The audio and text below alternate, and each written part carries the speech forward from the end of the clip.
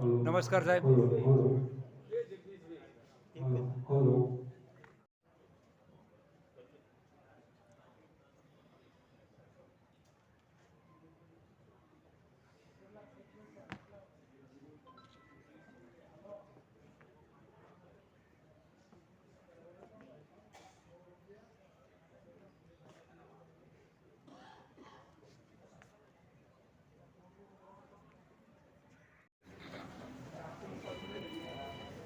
નમસ્તે સાહેબ. Senior citizen federation Gujarat આજે કાર્યક્રમ રાખવામાં આવ્યો છે, એના વિશે માહિતી આપશો? જી નમસ્કાર, મારું નામ રાજેન્દ્રભાઈ વ્યાસ, હું સિનિયર સિટીઝન ફેડરેશન ઓફ ગુજરાતના પ્રેસિડેન્ટ છું. અને આજના કાર્યક્રમનો મુખ્ય હેતુ એ છે કે ગુજરાતનું ટોટલ પોપ્યુલેશન 7 કરોડ છે, એટલે એના 10% ગણીએ તો 70 લાખ સિનિયર સિટીઝન્સ છે. આજે સિનિયર સિટીઝનનો અવાજ બિલકુલ ગુજરાતમાં છે નહીં.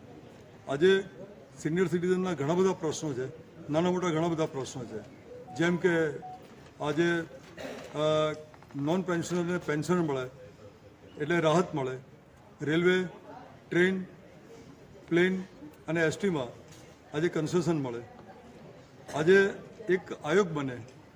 આ બધા નાના મોટા ઘણા બધા પ્રશ્નો છે કે જે ગુજરાતની અંદર આટલું મોટી સંખ્યાબળ હોવા છતાં, એટલે કે ટોટલ સંખ્યા 7 કરોડ, એના 10% સંખ્યા હોવા છતાં આજે એક પણ પ્રશ્ન સોલ્વ થતો નથી સિનિયર સિટીઝન્સનો. એટલે અમારી ડિમાન્ડ એટલે એ લેવલની છે.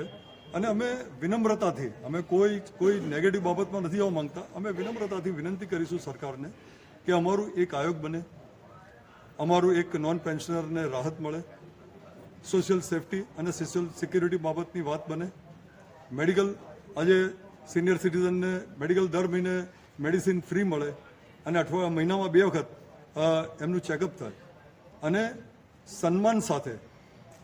માન સન્માન સાથે સિનિયર સિટીઝનને 2 ટાઈમ ભોજન મળે, આવી ગવર્મેન્ટ વ્યવસ્થા કરે. આ બધી અમારે ફેડરેશનની ડિમાન્ડ છે. એટલે આ અમારી કોઈ એન્ટી ગવર્મેન્ટ નથી, પણ અમારી સાચી સિનિયર સિટીઝનોના જે પ્રોબ્લેમ્સ છે એ માટેનું અમારું આ ગેધરિંગ છે. અને એ જ અમારી સરકારને વિનંતી છે કે અમારી વિનમ્રપણે વિનંતીથી જે રજૂઆત કરી રહ્યા છે એને સ્વીકારે. અને સિનિયર સિટીઝન એ આખા સમાજનો, એ રાજ્ય હોય, શહેર હોય કે દેશ હોય, એ સિનિયર સિટીઝન એનો બેઝ છે.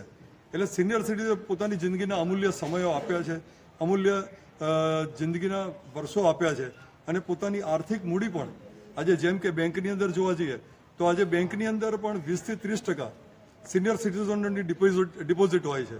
અને ડિપોઝિટ હોવા છતાં પણ આજે રેટ ઓફ ઇન્ટરેસ્ટ ઘટતો જાય છે. એને લઈને સિનિયર સિટીઝનને અનેક પ્રશ્નો છે. આવા અનેક પ્રશ્નો છે. એના માટેનું આજે અમારી મિટિંગ છે અને આ ગેધરિંગ રાખેલું છે. એનાથી આજે અમે શરૂઆત કરીએ છીએ. એ જ અમારી અભ્યર્થના. Thank you very much sir.